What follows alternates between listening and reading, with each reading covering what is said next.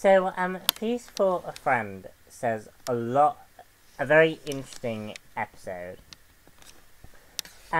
This episode says a lot about Constantine as a character, and also about how he views, other people around him. From what I gather from the comics, Constantine has always been somewhat of always used his friends to help him out of tight situations. But quite often his friends never make it out alive. Quite often his friends die as a result of Constantine's actions. And what I really like in this episode is we get to see what this does to a man on a emotional level, and we really get to see the more human sides of Constantine's character.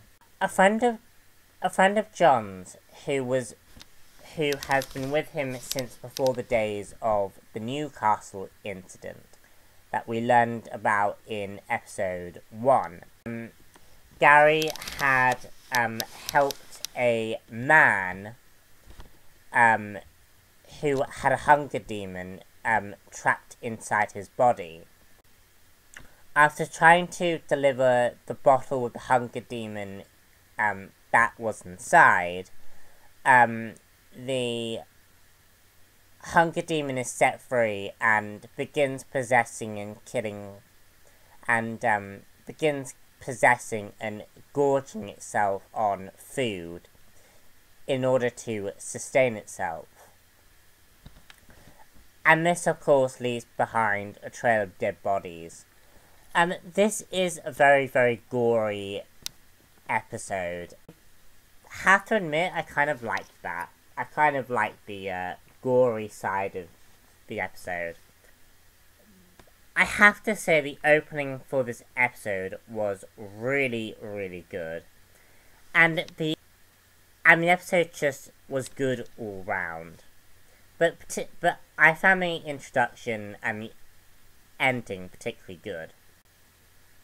Constantine is again, as I've said, is a very interesting character. In a way, I'm not sure how accurate my,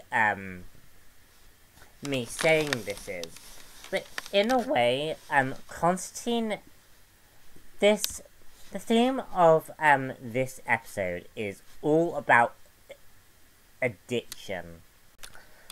From what I know of the Hellblazer comics, Constantine is addicted to smoking, and there's a huge storyline about that. But I just found it really, really interesting from the pure fact that Constantine tends to consume everything around him, which kind of mirrors the hunger demon in a way. Because the hunger demon consumes everything around him, or everything around the demon. It consumes the life force of the human that it's using as a host, and it consumes the food as well.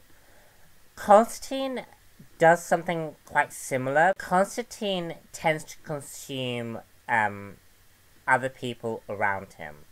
Everything Constantine touches, he destroys. And I found that very, very intriguing. And I just found it very, very interesting to hear how Constantine views his friends and other addicts. And it can be argued as to whether Constantine is actually an addict himself. And is he addicted to magic?